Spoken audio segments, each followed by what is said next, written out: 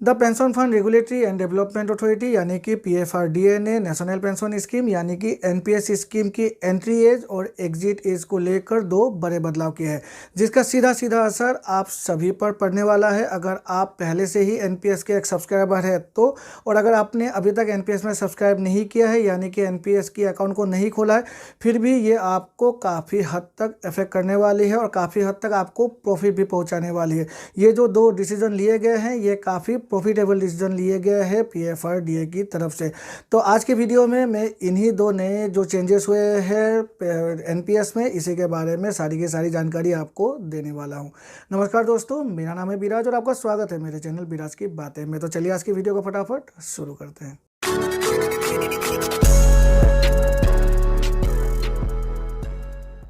जो पहला बदलाव NPS में किया गया है वो किया गया है NPS की एंट्री एज को लेकर। पहले क्या था? पहले था NPS में कोई भी व्यक्ति जिसकी उम्र 18 साल से 60 साल के बीच हो वो NPS में कंट्रीब्यूट कर सकता था, और उसके बाद अगर वो चाहे तो 65 साल तक उस NPS अकाउंट को चला सकता था। लेकिन अभी इस जो एंट्री एज है इसको चेंज कर दिया गया है। अभी जो नई जो डिसीजन ली गई है, जो PFRDA ने जो नया अनाउंसमेंट किया है, उस हिसाब से अगर एक व्यक्ति जिसकी उम्र 65 साल से ऊपर है वो चाहे तो NPS में अब वो खुद से कंट्रीब्यूट कर सकता है। मतलब जो एंट्री एज है कंट्रीब्यूशन करने की, उसको 60 साल से बढ़ाकर 70 सालों तक कर दिया गया है। मतलब 65 साल से 70 साल के बीच के व्यक्ति भी अब NPS में डायरेक्टली कंट्रीब्यूट कर सकेंगे। और जो उनकी डेफर्ड पेमेंट है, मतलब जो NPS चलाना है वो 75 साल तक चला सकते हैं। ये पहले 70 साल तक था, लेकिन अभी इसे बढ़ाकर 75 साल तक कर दिया गया है। तो ये एक काफ़ी बड़ा डिसीजन है, खासकर उन सीनियर सिटीजन के लिए जो रिटायर होते हैं, जिनके पास एक अच्छी खासी कॉर्पस होती है, उनकी रिटायरमेंट कॉर्पस, उनको वो अच्छी तरह से अब इन्वेस्ट कर सकते हैं। उनके पास एक इन्वेस्टमेंट ऑप्शन ऐड हो गई है NPS के तौर पर। तो अब अगर आपके पास कुछ पैसे हैं जिसको आप कंट्रीब्यूट करना चाहते हैं, इन्वेस्ट करना चाहते हैं, तो NPS में आप इन्वेस्ट कर सकते हैं।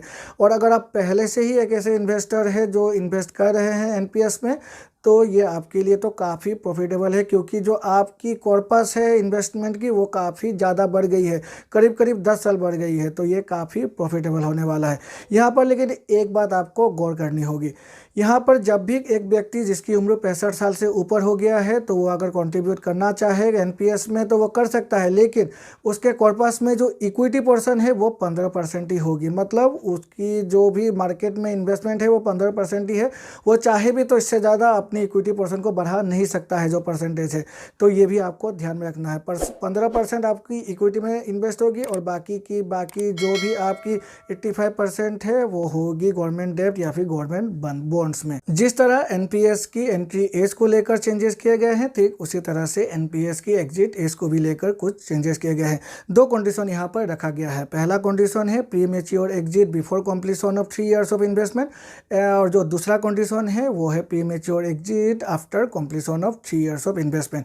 सबसे पहले बातें कर लेते हैं pre mature exit after completion of 3 years of investment. एक ऐसा व्यक्ति जिनकी उम्र 65 साल से 70 साल के बीच है और वो व्यक्ति NPS में कंट्रीब्यूट कर रहे हैं, और उनकी जो कंट्रीब्यूशन पीरियड है वो 3 साल को क्रॉस कर गया है। मतलब पकड़ लीजिए 65 साल से उन्होंने कंट्रीब्यूशन करना स्टार्ट किया था और अब उनकी उम्र 69 ईयर्स है। मतलब 70 साल उनके पूरे नहीं हुए, लेकिन जो उनकी कंट्रीब्यूशन पीरियड है वो 3 साल क्रॉस कर गई है, 65 to 69 यानी कि 4 साल।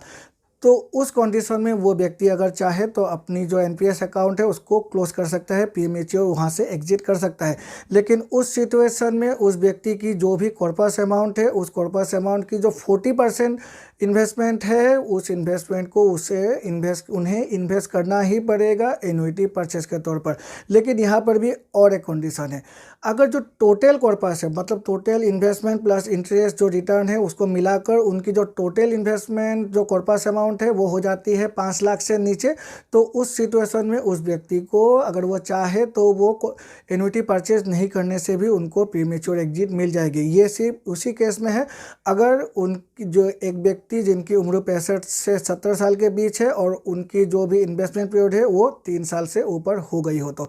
और जो दूसरी कंडीशन है वो premature exit before completion of 3 years of investment. इस सिचुएशन में से एक 65 साल का व्यक्ति इन्वेस्ट कर रहा है और उनको आफ्टर 2 इयर्स ही एनपीएस की जो इन्वेस्टमेंट है वहाँ से प्रीमेच्योर एग्जिट कर लेना है। तो इस सिचुएशन में भी दो कंडीशन है।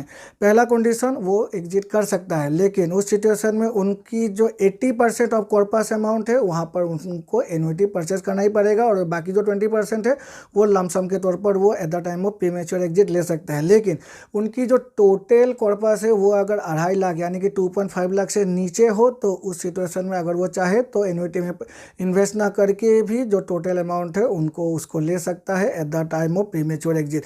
तो इसे आप मतलब ध्यान में रखिएगा। अगर आप एक ऐसे व्यक्ति है, सीनियर सिटीजन है, जो एनपीएस में कंट्रीब्यूट कर रहे हैं, अगर आपकी 3 साल कंप्लीट हो गई है तो 5 लाख से नीचे है तो आप टोटल अमाउंट ले लीजिए।